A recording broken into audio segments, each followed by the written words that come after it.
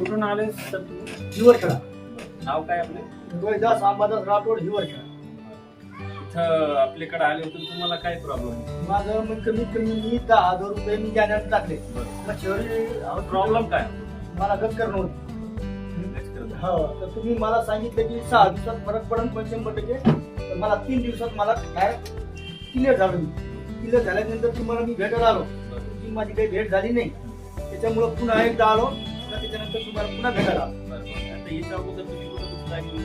मी मच्छीवारीमध्ये दाखविलं, त्याच्यानंतर परतूरला जाऊन दाखविलं, परतूरून जाऊन आलो. परतूरून काही फरक पडला नाही मला. त्याच्यानंतर मला म्हणले मच्छीवारीमध्ये मच्छीवर ना दवाखाना जालन्याला गेलो मी, शिवाजी पुतळ्यापाशी.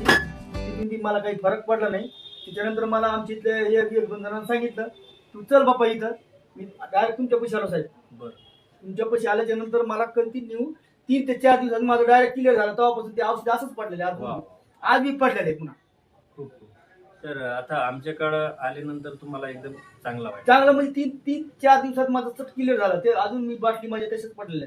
आता लोकांना काय सांगतो? त्याच्यानंतर त्या बाटलीच्या नंतर ते माझ्या भावाचा मुलगा होता, म्हणजे मेवणा, ते जालन्याला राहत होता. ते सर्व्हिसला आहे. ते आला आपल्या इथं कार्यक्रमासाठी. तर ते आपल्या उरलेले बाटल्या होते का त्याला दिले, ते पण क्लिअर झालं त्याच्यावर. आता लोकांना काय सांगता तुम्ही? मेसेज काय देणार आमच्याकडे उपचारासाठी?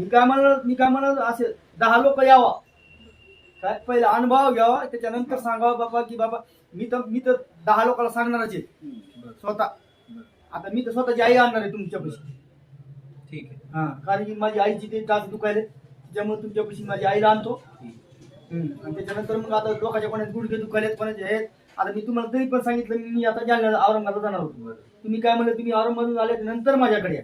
बरोबर, असंच म्हणतो. हा, मग त्याच्यामुळे बाबा बस धन्यवाद. शुक्रिया, धन्यवाद.